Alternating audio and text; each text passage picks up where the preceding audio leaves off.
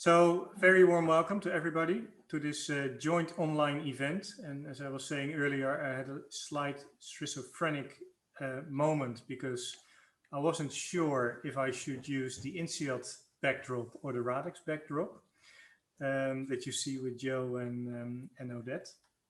So I decided to take a neutral one in this case.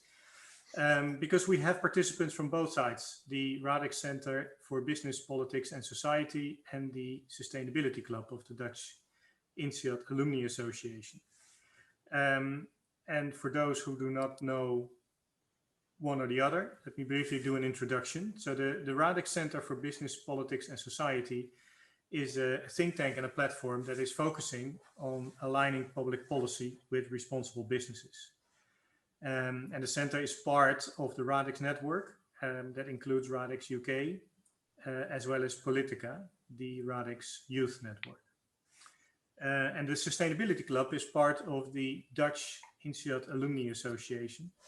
And we organize events for INSEAD alumni in the Netherlands and explore practical and innovative examples of how organizations establish and achieve sustainability goals.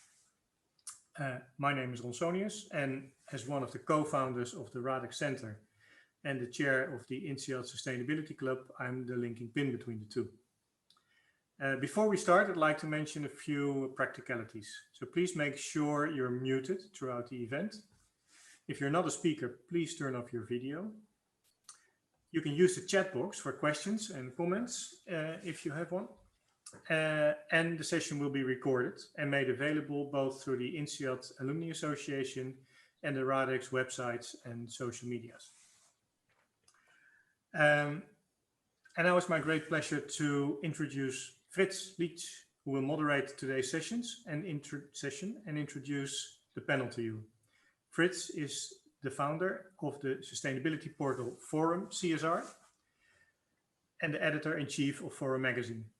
Fritz is the author of numerous books and articles and is a moderator and speaker on matters of ESG and sustainability. And in 2010, he was awarded the prestigious Environmental Prize of the German Environmental Management Association. Fritz, over to you. Thank you very much. Hello, everybody. It's a great pleasure for me to talk to you here from sunny Bavaria to wherever you are. And I think we just jump in right now with our issue of our theme. Measurement is not a proxy for progress. And as Kenneth said, the impact of the measurement and reporting movement has been oversold. During this same 20-year period of increased reporting on sustainability, investing carbon emissions have continued to rise and environmental damage has accelerated. Social inequity too is increasing. And I think it's time to really reflect and to think what we can do to change what Kenneth is arguing. So we are looking very much forward to hear his idea and a short version of his article. Kenneth P. Pucker is a senior lecturer at the Fletcher School at Tufts University and a lecturer at Boston University's Questrom School of Business. He's an advisory director at Berkshire Partners and was formerly the chief operating officer of Timberland. And I really would be happy if we have some idea how we really put up some pressure to go beyond reporting and to go from reporting and maybe even a little bit of greenwashing to real progress in sustainability. But now I think the stage is yours, Kenneth. Please give us a 5-minute overview of your ideas why the impact of measurement and reporting has been oversold. Kenneth. Thank you, Fritz, and thank you for having me. I'm grateful. I will keep my remarks short so we have time for conversation. You've likely heard the quote attributed to management guru Edwards Deming, "If you can't measure it, you can't manage it." That's been the premise advanced by well-intentioned executives, consultants, and NGOs that comprise a group I dub Sustainability Inc. I too was a member of that group when I served as Chief Operating Officer of Timberland in the early 2000s. For those of you who don't know, Timberland was one of the first companies in the world to issue a CSR report. It was the first public company in the world to issue quarterly CSR reports. And it was a pioneer in many elements of what was formerly called CSR, lots that I won't have time to get into. But one additional note is Timberland was the first public company in the US to give employees 40 hours of paid service time. So I think it's important to assess where do we stand in terms of progress in this movement driven by Sustainability Inc. 20 plus years in. And you do hear a lot of reporting of progress made. You hear that now in the United States, at least close to 90% of S&P 500 companies issue CSR reports. In Europe, there's even more progress with mandatory reporting on certain public companies. The CSR consultancy business is growing. One consultancy was sold for north of $3 billion a couple of weeks ago to KKR. There's more and more green strategies, CSR departments, certifications, standard setting bodies. There's actually a positive move towards unification of standards through the IFRS and the SBB coming. There's an ESG ratings boom. Commitments to net zero are growing by the day, including commitments via the Science-Based Targets Initiative. And depending on which report you read, you now hear that somewhere between 20 trillion and $40 trillion, or one of every $3 invested is invested in some form of ESG asset, with leadership coming from Larry Fink and BlackRock, the world's largest asset manager. You also hear that sustainable companies are succeeding. Often you hear quotes about Tesla, and it's north of $650 billion market cap. And so there are lots of reports in the press and conversation about outstanding progress being made. And yet, at the same time, as I indicate in my article, I think much of that is oversold. 20 years in, we're also at a place where less than half of all CSR reports are audited. What is reported is principally discretionary, and boundaries are left to companies to decide, which is a real problem. As Ralph was mentioning before, most CSR reporting does not consider context or thresholds. It's just based on base year chosen by companies. Less than half of those that are reporting right now report on Scope 3 emissions, which is fundamental to the existential challenge of climate change. As but one example, where I worked at Timberland, 96% of our emissions were Scope 3. So we were able to report that we'd done a good job reducing the 4% of emissions that are Scope 1 and 2 that we could track. And even leaders in the field like Patagonia today still don't report on Scope 3 emissions. That's not out of malice, it's out of other issues we can get into. All the good that I reported about the 20-year march is focused on public companies or public equities. Private markets are much more opaque. I work at a private equity firm, and I can tell you, at least in the US, the state of private equity is years behind public equities in terms of a focus on ESG or sustainability. ESG ratings overall are broken and uncorrelated. ESG investment is dramatically overstated. I had mentioned earlier, I've just written an article about that, but the 2/3 of what's reported as in those $30 trillion is just negative screen funds.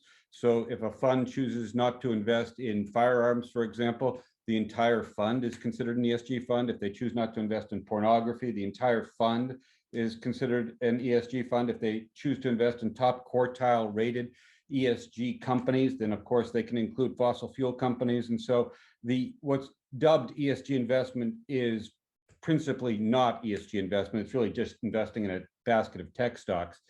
Europe again is ahead of the US here with the green taxonomy and a whole bunch of other things that are being implemented, but still we're years away from what's being called ESG investing being legitimate ESG investing.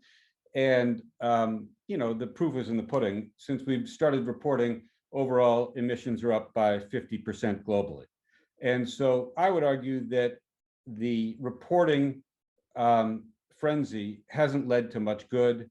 And in fact, it has forestalled progress, I would argue, because it creates an impression that something is happening when it isn't and defers regulation. two final examples of reporting not necessarily being equated with progress. In the US, there's mandatory calorie reporting that was implemented years ago for chain restaurants. And if you've been to the States recently, you'll notice that there's still lots of people that are overweight. In the US, Dodd-Frank was implemented in 2010 with a requirement that by 2018, reporting went on for executives of public company to compare their pay to average worker pay. And what's happened is CEO pay has continued to escalate now to the point that average CEO pay versus average worker pay is 320 to 1, essentially. And so reporting alone hasn't shamed executives into reforming pay practice. In fact, the opposite has occurred. One last point is that quote that was attributed to Edwards Deming, what I mentioned before, if you can't measure it, you can't manage it. That is in fact a quote, but it's only part of the quote. The entire quote was, it is wrong to suppose that if you can't measure it, you can't manage it. It is in fact a costly myth. So I think what we've done here is essentially, in the words of Duncan Austin, who's a friend, graft environmental and social concern onto an economic system that remains stubbornly business as usual, excuse me, and we are forestalling necessary action that would in fact have an opportunity to bend the arc towards good and provide next generation with more hope than what we've left them with.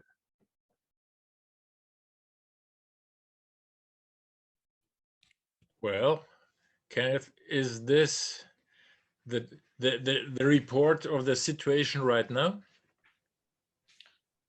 I'm sorry, what? I don't understand the question. Well, you have said that's the state of art right now, but what would be your suggestions how to continue to make it better? Because I don't want to leave the people with the problems. I would like to encourage that we are talking today about solutions. So is there already one first idea for a solution? Absolutely. I think there is a lot of progress at hand as well. I'm really encouraged by the climate youth movements, both here and overseas. I think we have to distinguish between consumer and citizen. And I don't think consumers are going to save the day, but I think citizens have the opportunity to pressure governments to do the right thing. I think the trajectory in Europe on Green New Deal is impressive. I think the change in administration here in the United States and the leadership that the Biden administration has put in place on climate is the best of the best. I think ongoing drop in renewable prices is really hopeful. The increase in climate tech investment in the venture world, $60 billion over the last 5 years, is again impressive and growing. And so I think there's many, many things that are trend positive as well. I think it's not at a pace that's sufficient, however. So if you look at the pace of environmental destruction or social inequity and compare it to the pace of progress and look at kind of second derivative, there's more acceleration in destruction than there is in progress in remediation. But I do think there's lots of positive things going on. Ultimately, I think that businesses operate within a system. And if you, in order to change business behavior, you have to change incentives and rules of the road. And so I think regulation needs to help accelerate progress. Okay, and I think two things can accelerate progress. There are two main forces in the world, or maybe three, but the two forces that I love very much that are changing or that can change the world is A, love, and B, money. And for that reason, I'm now asking Joanne Kellerman to come into the discussion. Joanne Kellerman is the chair of pension fund Zorg and Welzijn, the pension fund for the care and welfare sectors of the Netherlands. She's also the chair of the supervisory boards of NWB Bank NV and of Utrecht University. Joan is a member of the Committee of European Integration of the Advisory Council. So Joan, would you please answer a question? Is the pressure from the investor community a credible route to change in a low return environment and what some have described as regular stagnation? Could you please give us here your thoughts and insights. Yeah, sure, Fritz. Thank you very much. So I guess I'm here for the money, not for the love part, is it? Okay, you make the money part, I take the love part. Is that okay for you? Okay, that's fine. That's fine. But first, maybe I'm here for the money part. So I'm here in my role as chair of the pension fund Zorg en Welzijn. Maybe just a few words about that, so that you have a bit of a context. We're responsible for the policy, the pension policy and pension assets of 2.9 current and former employees in the Dutch health and social sector. And our invested assets total some 250 billion euros. And our participants work in the healthcare and in the social sector, so they've had a tough year of it. And 80% of our participants is female. And we poll them regularly, and the vast majority of our participants are in favor of our sustainable investing policy, where we have made quite some results over the past years. We're quite proud of that. We've drastically, shrunk the footprint of our the carbon footprint of our equity investments. We've got a big impact investment portfolio, and we've decided that in the next 5 years we'll grow our impact investments to 20% of our overall portfolio. And our professionals have had quite a lot of, I would say, contribution in terms of getting here, and also in terms of the first experiments that later turned into more or less standards in terms of reporting on sustainability and on impact. So on your question, what you ask is, is investor pressure, is the driving force of money, is it a powerful force, and can it help, especially in such a low return environment as we're currently seeing, because interest rates are low, and that for us, of course, is a very important factor. And as a matter of fact, I do believe in the force of money, and I do believe that money can be a force of change, not because of the secular stagnation, but because we seem to be hitting a brick wall of climate change, of environmental degradation, of social inequalities, and for investors like us, where we have a global presence and a long-term horizon, these type of externalities are quickly becoming internalities, because we want our investments to face up to the risks that are associated with these developments, but also to the impact and the opportunities. So when we talk about impact reporting, sustainability reporting, we believe that that's just a way to structure that conversation, that it is a means to an end. And I do believe that it's not really fair to blame disorderly sustainability reporting for a rising carbon emission level, or for increasing social equality. We should not turn the things around. So we believe it's a useful tool. Let me pause at that.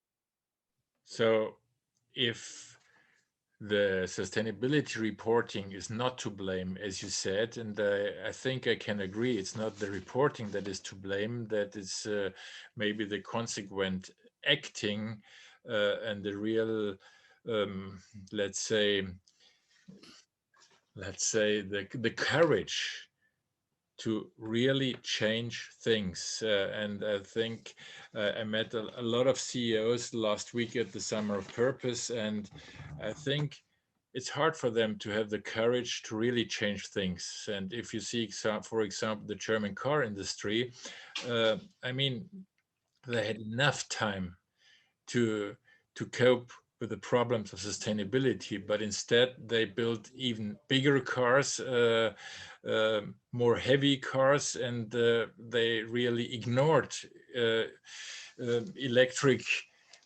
transmission for many years. And so I think it's in many industries that they do more greenwashing than real change. What kind of pressure could you, with your investments, put on the companies, or let's not say pressure, because I like it more positive and with more love? What kind of inspiration could you give from the financial sector to really foster the decisions, the readiness to change for the leaders of the companies? Well, I think we're talking, of course, about a period in which I see we're making a shift, and I hope we're making a big shift for the good. And what we should be aiming for in the financial sector is, of course, how do we affect real change, real impact in the real world, whether we can measure it or not. Huh? In the end of the day, it's not about the measuring. I believe that at the end of the day, it's about looking at the real world impact in addition to just financial risk and return. That's really what we're talking about. And we've, in the financial sector, we've been used to reporting just on the financial axis and maybe on the risk axis, but we've never really looked at the impact axis. So we haven't developed the tools and the language and the measurement tools to really go about it. But what this really means is that we should move away from having a sustainability department or a sustainability officer, but we should move towards a financial world where sustainability is really integrated into the whole process. It should not be a separate word anymore, which is, for instance, why we changed our 5-year investment policy plan from Sustainable Investing Policy Plan 2025 into Investing Policy Plan 2025. But that does not mean, even in our organization, that people have really internalized these elements, so it's a lot of that. Let me stop there. Okay. Fritz, can I just add something? Yes, of course. Please jump in. So I want to commend Joanne in terms of reallocating the funds that are being invested to allocate 20% of investments to impact investing. That's unusual, at least in my experience. Impact investing as a percentage of overall ESG investing is less than 1% of the total. And if you look at the studies that have been done, academic studies by asset management firms, there's literally, as you know, thousands of studies that have been done to look at the correlation between ESG investing and alpha, or the ability to generate excess returns. And though 2/3 of those studies say there is a relationship, no one's proven that it's causative. It's correlated, it's not causative. And yet, even though there have been thousands of studies looking at the relationship between ESG investing and alpha, there's been less than 10 academic studies in the world that look at the question of ESG investing and impact. Okay, meaning, does ESG investing lead to better environmental and social outcomes? And the answer is no one knows. Okay, and so if that's true, why would we bank on the financial sector to drive the necessary changes? The financial sector is there to generate excess returns for pension holders, for investors. That's what their mission is, and that's a fine mission. Their mission isn't to generate impact. Okay, that's not what their mission is. That's not their fiduciary duty. I'll also just note that BlackRock, who's become a big advocate of purpose-led companies and ESG investing, Larry Fink's last 4 letters been devoted to this. Their fastest growing area is their ESG investment area. They launched a fund on April 8th in the United States that's called the Carbon Transition Readiness Fund. And on a single day, they raised over $1 billion. It was the largest ETF raised in the history of ETFs in one day. If you go look at what stocks are inside that ETF, you'll find JP Morgan, you'll find Berkshire Hathaway, you'll find fossil fuel companies, you'll find Facebook, Google, Apple, nothing related to carbon transition readiness. That's the state of ESG investment broadly. One last point, fees on ESG on funds are about 40% higher than on traditional funds. So if you want to know why the asset management industry is pushing ESG, it's because they make literally billions more on ESG funds than traditional funds. Thank you very much, Kenneth. And I think that's the right time when I can introduce Willem and ask him to give an overview of the public policy environment around ESG in the Brussels corridors. Willem, you are the founder of a Brussels-based sustainable public affairs, the first public affairs firm to only take on cases that have a positive impact on environment. So maybe you can help us to explain what is a positive impact on environment. And Kenneth is really critical about all the ESG funds that claim to have a positive effect. So please tell us more about that, and as everybody can read your vita on the internet, please explain a little bit what is moving right now you, and what would you like to move together with us in order to change the things that Kenneth described. Willem Vriesendorp, the floor is yours. Thank you so much, Fritz, and thanks everybody for having me. It's a pleasure. And indeed, at Sustainable Public Affairs, we, as you said, only lobby for cases that have a climate positive impact. And our mission is really to make the performance of sustainable frontrunners, as we call them, the norm for the rest of the market. So really market-led sustainability. Our purpose-driven approach is something completely novel in the lobby market. By the way, this is what we tried 35 years ago when we started with our green directory. I started the MBA, and I said, if we really promote this little companies at that time, at that time free companies who really try to make business in a different way, then we can show that you can make business in another way.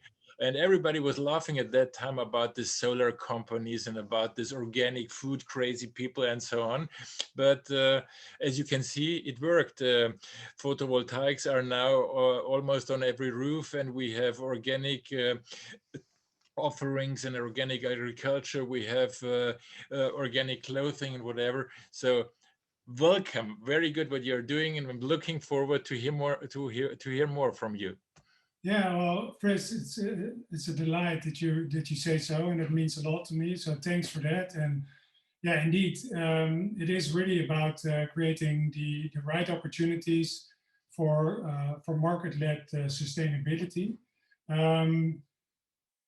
Our purpose-driven approach, however, is something completely novel in the lobby market. So we had to maybe wait 35 years for it, but here we are. And we are so far the only advisory firm in Brussels, the only lobby firm to do so. And the only ones, to quote you, Fritz, that have the courage to change their industry. In our case, that's the public affairs industry. And that's actually quite sad, I think, certainly because you said 35 years ago, these ideas were already looming. And it's also sad because I think that the traditional corporate lobbying is one of the main reasons that sustainability reporting has not yet paid off. So in that sense, I really join Kenneth in his pessimistic views on the added value of sustainability reporting over the last 20 years. I think he's completely right. And it was an absolute pleasure to read your article yesterday evening, Kenneth. So thanks for that. However, and maybe try to, our first value at Sustainable Public Affairs is positivity. So let me try to also balance this. And as Joanne knows, in het verleden behaalde resultaten bieden geen garantie voor de toekomst. That's the famous warning of the Dutch financial regulator that results obtained in the past do not give any guarantees for the future. And luckily not, I would say, in this case. So when it comes to sustainability reporting, I think that this time is different. With Sustainable Public Affairs, we're looking also very much into this. And that 20 years from now, I think that we will have seen a big impact of sustainability reporting. And I've got, I was thinking about this yesterday evening, and I've got sort of 3 things why I think this time it will be different. First of all, climate change is here, right? The whole world's on fire, and that will really put a price on environmental externalities much quicker than over the last 20 years. And I think that's also what Joanne just said. The second reason is that I think there's many policy developments and societal developments now coming together. Kenneth said that earlier on as well. I think so. This is a sort of a perfect, we have a real momentum, certainly in the EU, but I'd be very happy also, Kenneth, later on to have some sort of an outside-in view on Europe and how you see that. And the third thing is that I think this time around technology will help to make transparency deliver better, right? To help us sort of make things machine readable, to make sense of it all. So let me give you a very quick view from Brussels, 2-3 points, because I think it's been very timely to have this conversation, because today the European Commission came out with a strategy for financing the transition to a sustainable economy. Very big piece of the deliverables under the Green Deal for the European Commission. And it's just been released a couple of hours ago. But it was as if they had read Kenneth's article, because I believe that this strategy gives a lot of answers to the questions and the doubts that Kenneth's actually raising. And I think sort of there's 3 things I wanted to highlight here as well. First of all, we have had a very big development, I think, of developing a clear and consistent classification system of sustainable activities. Kenneth referred to it, it's called the taxonomy.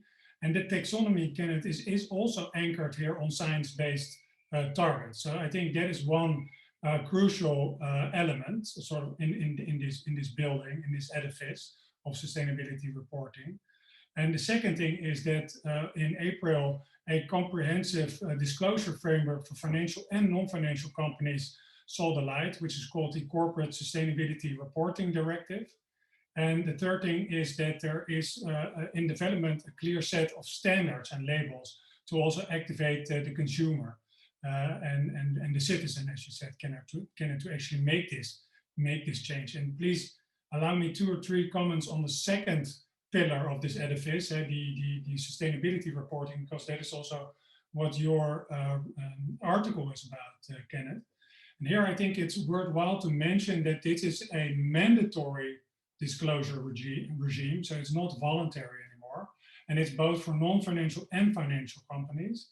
I think that it is important to note that in this mandatory disclosure regime, there is embedded in it the double materiality concept that I think everybody will know who is on this Zoom call. It's the outside in and inside out view of sustainability from the point of view of the reporter.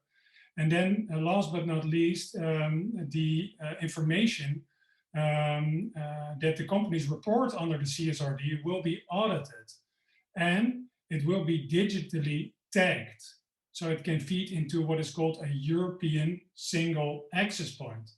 And the European single access point is a mechanism that offers easily accessible, comparable, and digitally usable databases on the public reporting requirements of companies, including sustainability information. So I hope that this is just one piece, but there's many other pieces to come, the Sustainable Corporate Governance Initiative and what have you. You will know all maybe more about it than I do, but there is so much momentum at the moment that I think, coming back to those 3 points I mentioned earlier, the fact that climate change will put a price on environmental externalities, there are all these policy developments coming together, and technology will help to make transparency deliver. I hope that that will make that this time it is really different, and that sustainability reporting creates the transparency that is needed for our clients who are the sustainable frontrunners, because only when there's complete transparency, the market can see that they are actually doing things better than the incumbents and the status quo. And only then they'll be able to create enhanced or better access to market of their sustainable products or services. So it's a very important element for our client base. So thanks for having me. I hope this gives a bit of an EU perspective, and over to you, Fritz, and the others. Thank you, Willem. This is very interesting. You think transparency would already help. So I follow the question of Anne Florini. We all, as we are here in this crowd, we have a lot of transparency, but how much did we really change our lifestyle? How much did we really change our behavior? And coming back to Brussels, there are, I think, how many lobbyists? I think 7,000 to 8,000 lobbyists, or even much more. Okay, how much? I think around 20,000 or so. Okay, so 20,000, 8,000 I think was Berlin. So 20,000 lobbyists who still want to continue what they did last year and the year before. So even if the CEOs, and I meet a lot of CEOs, and they say, we're gonna change this or that or whatever, there are still 20,000 lobbyists in Brussels who want to continue the same thing and the same procedure like every year.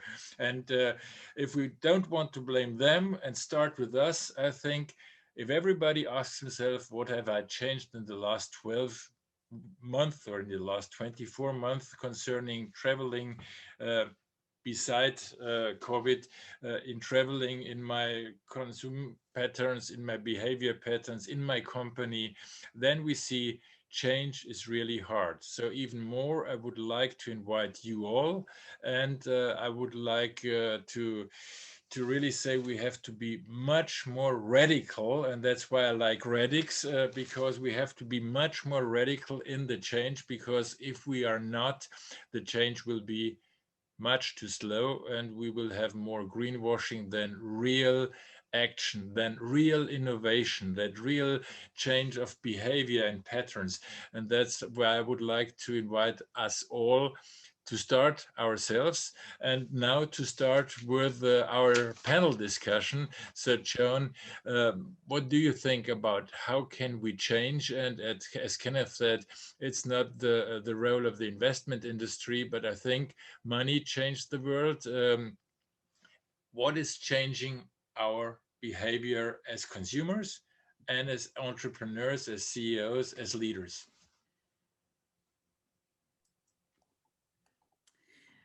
Well, Fritz, I think Willem has indicated some, some small pinpoints of light that I share.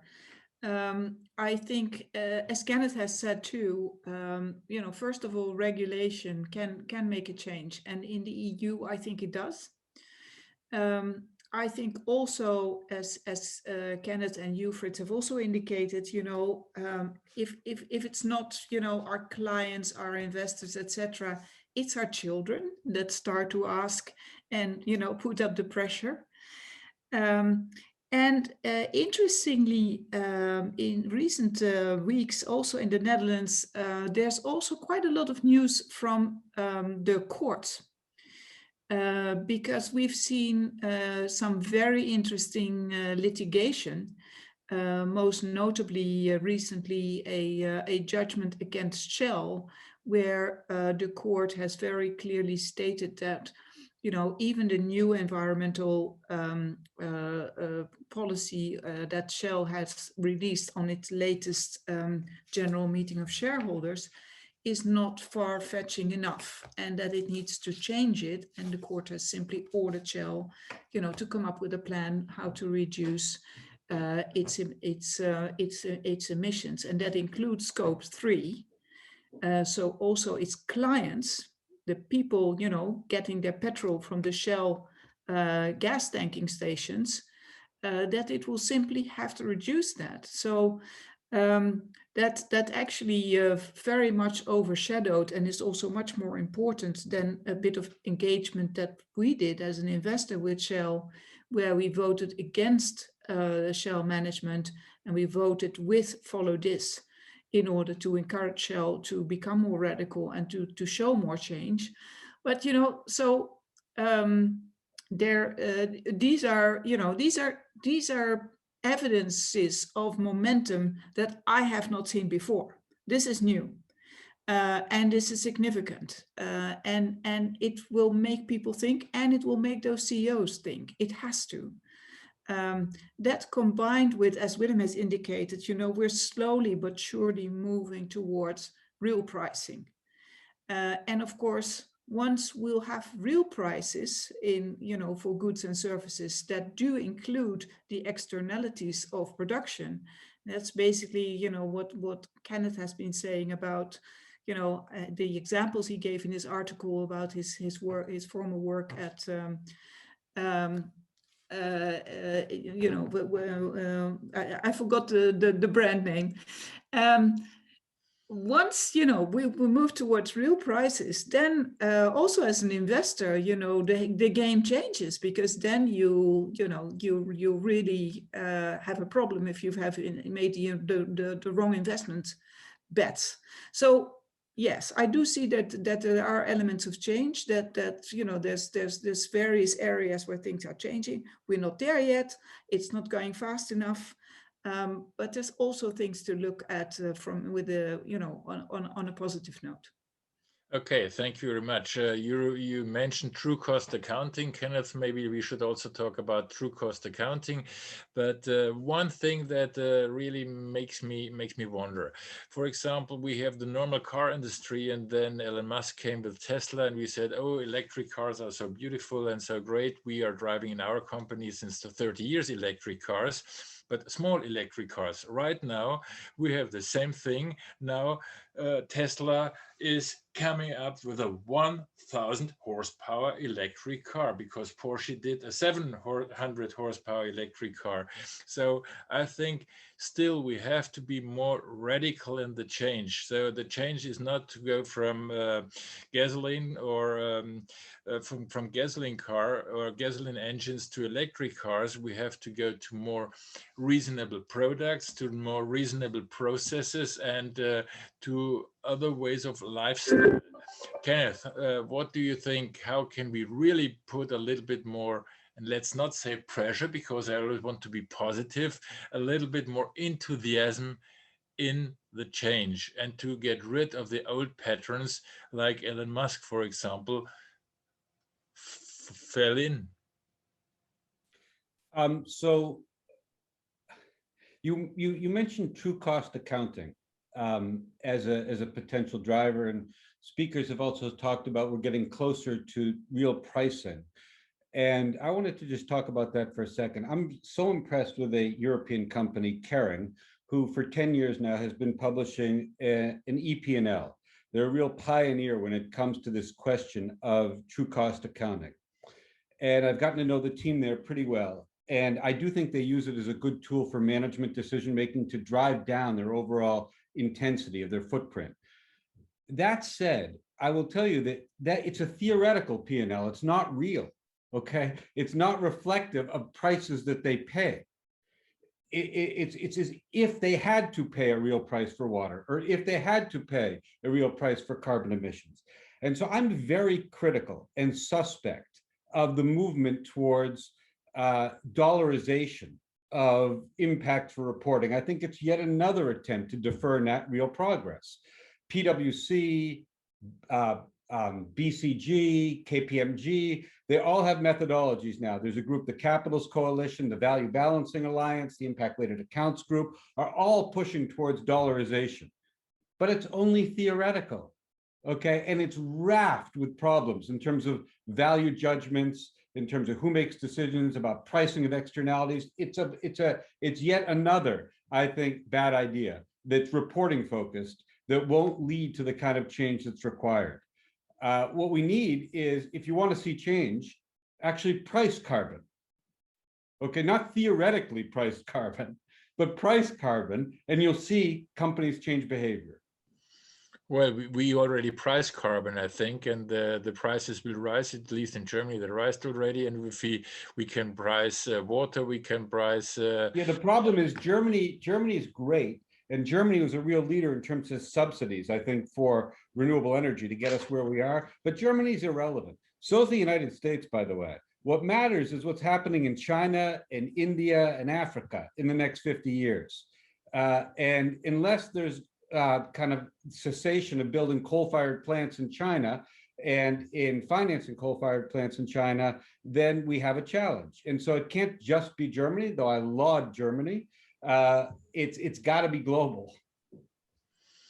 Okay, so financing coals, Joan, this would be again your place, but I think we also should open to the public because there are 12 minutes left, and I have Ralph Turm, I have Joe, a good bottle of wine is always a good context for great discussions, and Ralph says true cost accounting exists since 15 to 20 years, why didn't it convince? So I would like to open now to the public. Please open your microphone or give me a sign. I don't know how to handle it technically, to come into our discussion and to exchange ideas, how really to make it. And Anne, you already wrote in the chat. The floor is yours. Open your microphone and tell us what you think or give us your question or idea. Hi, Anne Florini from Arizona State University. I'm really intrigued by this dispute over whether the reporting matters and what's the new reporting requirements in Europe are going to matter.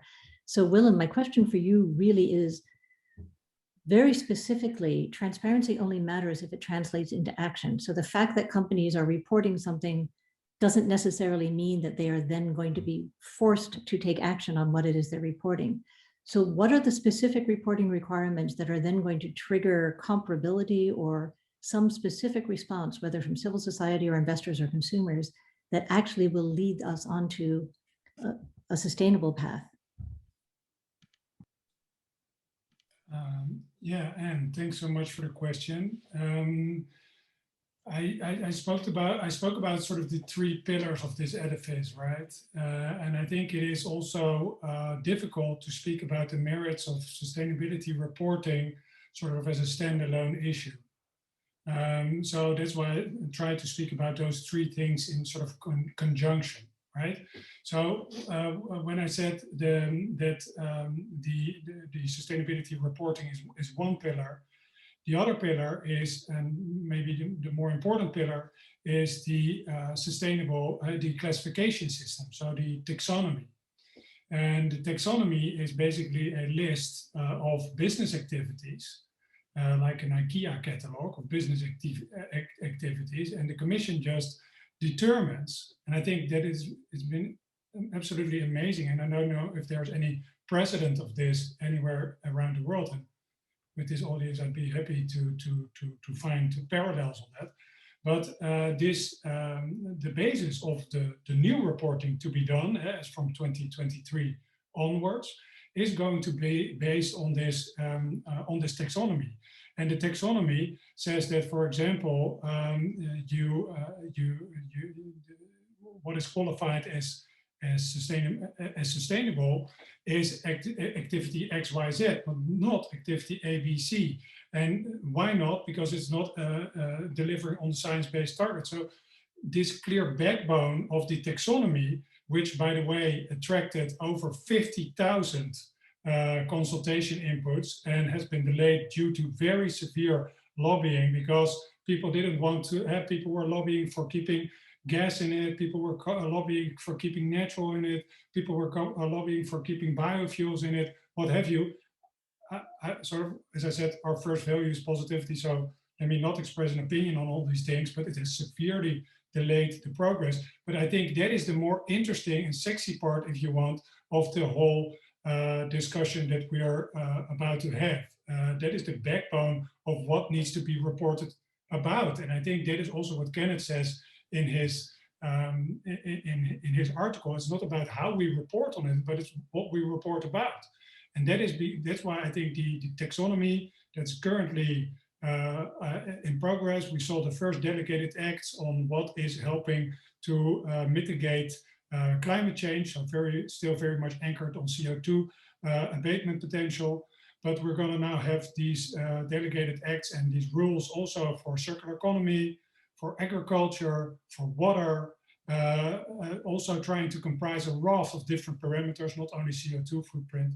So that is, I think, where the real change is going to be made over the next couple of years. I hope that's a bit of an answer. Thank you very much, Willem. Hopefully it's getting, as you said. And Ralph, you waved your hand. Yeah, thanks, Fritz. My video is not enabled, so I need to talk to you from the dark, but that's not a problem. Just an observation to all of the speakers. What I see that very often, what I realize is that we talk about going deeper and deeper and deeper in a second step without having done our homework on the first step. And that is what I want you all to consider. We're talking about sustainability reporting without defining when is a performance sustainable. Just think about a simple quotient with a numerator and a denominator. What we have been doing for the last 20 years is to collect performance, numerator data. And due to the lack of a denominator, we compare that to the performance of a year ago, or 3 years ago, or 5 years ago, or an industry average. But what does that say about sustainability? Honestly, nothing.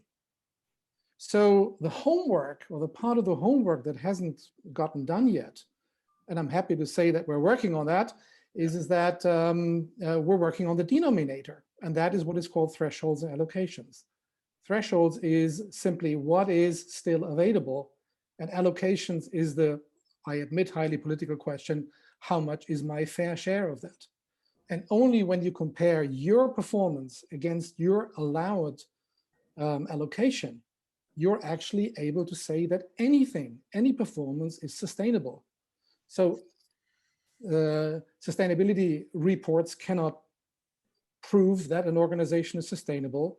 An ESG index cannot say that any performance is sustainable. And as long as we're not doing this part of the homework, it's a totally useless discussion we're having here. And from that perspective, we've seen many, many different other things like the taxonomy, which is, again, abusing the term thresholds because it's all relative. It's all politically motivated. It's not very often not based on science. And why you can say these are steps in the right direction, I call that predatory delay, because we know the science, we know the information, we have the technology, as Willem rightly said, but still we're not doing our homework. So I really urge all of you to go back 2 steps and do the necessary homework. And I'm very happy to speak individually to you if you want to do that. So, and last comment that I want to make, when do markets work sustainably? You know, and that picks up on the true accounting or true costing argument. That is in existence for 15 to 20 years. Individually, again, it leads to nothing. It will only work if it's simultaneously linked to true benefiting, true pricing, true taxation, and true compensation. This is how markets work. I see you, Fritz, and still I want to finish this idea. So again, another piece where, and I call myself a sustainability veteran, I still see we're going deeper and deeper and deeper on second steps without having done our homework on the first step. And that's what I all urge us to do. Ralph, thank you very much. And I think the veterans have always to go forward and to push the rest. Thank you very much for doing so. And Tom Abeles, you raised your hand, so please give us an insight of your ideas and thoughts. Okay, one of them was interesting that was mentioned in the discussion so far is a really positive step in this direction is when the courts ordered Shell basically to reduce their impact.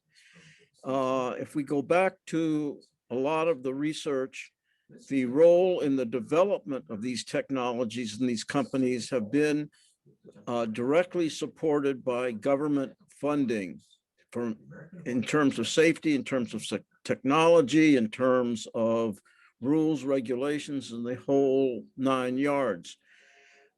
this conference and this discussion that we're having here is one of a plethora of this, with companies claiming to have CSR databases, analysis, and the whole nine yards.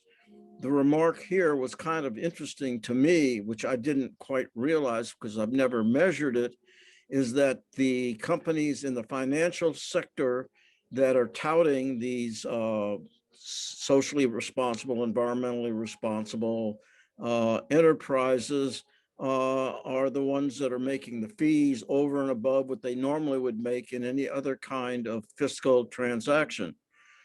So my question to you, or my concern, is that the government, I don't think this thing can be solved without the government sticking their fist into the middle of this and demanding, similar to what the courts have done, standards and enforcing them. Carbon tax being one, but there's a whole host of other regulations and research and strength that are existing in the government sectors, not just in the US, but globally, that can change this. Agriculture has been one where this has been pretty active. And so the government, it seems to be left out of this, while everybody here who's in the financial sector and the CSR sector have basically going around in circles with each other, trying to internalize and establish these kinds of standards. And as Ralph has pointed out, and as others have pointed out, there is no basis without some sort of external measure, and I don't know that it can be done without government intervention. Indeed, a rarity. Andante for horns by Anton Brucker. Sorry, was this a concrete question, Tom? And to whom would you like to address the question? I open it up to anyone who wants to deal with as to why government is sitting so far back, is not actively engaged, other than for the finance and the corporate sectors objecting to government's finger into the pie, but rejecting what government has contributed and rejecting what government might be able to do to act to stabilize this and give a focus to it. And so I'm looking at wisdom from anybody who's here to say, why has the government been basically locked out of this? And what can be done to change this around? Well, I think, Willem, this is a question to you. Joe is waving his hand, and Sunil is waving his hand, and we are also coming close to our closing remarks. So let's be quick. Joe, please, I would like to hear your statement. I'd just like to pick up on Tom's comment just now, and I think everybody agrees that without some kind of public policy interventions, we're treading water. The challenge, of course, is that as soon as there's any attempt at public policy intervention, then 700 million people pile in and try to stop it. So, you know, it's not that governments have been marginalized, it's that they're under pressure from all sorts of vested interests. And the question is, which of those interests will have the biggest impact? And, you know, in my opinion, the environmental movement and the social justice movement has improved dramatically in the last 5 to 10 years in terms of its ability to lobby. But before that, its ability to influence government was essentially totally dwarfed by the capabilities of the corporate and financial sectors. So it's kind of coming from behind. It hasn't been a very capable in the past at putting its case forward in a politically acceptable way. It's always been put forward in an ideological way. You know, this is the right thing to do and damn the politics. Yeah. And that never gets anywhere. Thank you, Joe. And as we are now over 6 o'clock. We have 2 minutes over 6 o'clock, and as the moderator, I should finish the whole discussion at 6 o'clock punctually. I really would be very, very happy if we can continue this conversation and if we could address this core question, Willem. How can we really lobby for sustainability? Because so far, who is interested to lobby for sustainability? Because 20,000 lobbyists are paid to have any special interests of this or that industry, but who is going to really lobby and finance the lobby for sustainability? And I think this could be our next discussion, how to raise force, how to really get the courage, the financial possibility to put force or to support the politicians who are willing to do so. But right now, 20,000 lobbyists are fighting against these politicians who are ready to act like this. So maybe, Willem, you would really even be willing to prepare our next meeting here of Radix and INSEAD, and to discuss how we can really foster it. And I can say we have a movement of Protect the Planet, which is a lady which is the owner of a very wealthy company, and she says, I'm gonna demonstrate in front of the ministry, and I want to show that a lot of entrepreneurs, that a lot of CEOs are willing to change, and that not only 20,000 lobbyists in Brussels or 8,000 in Berlin, which are for some specific industries, but we all together have to act right now because there's fire on the roof.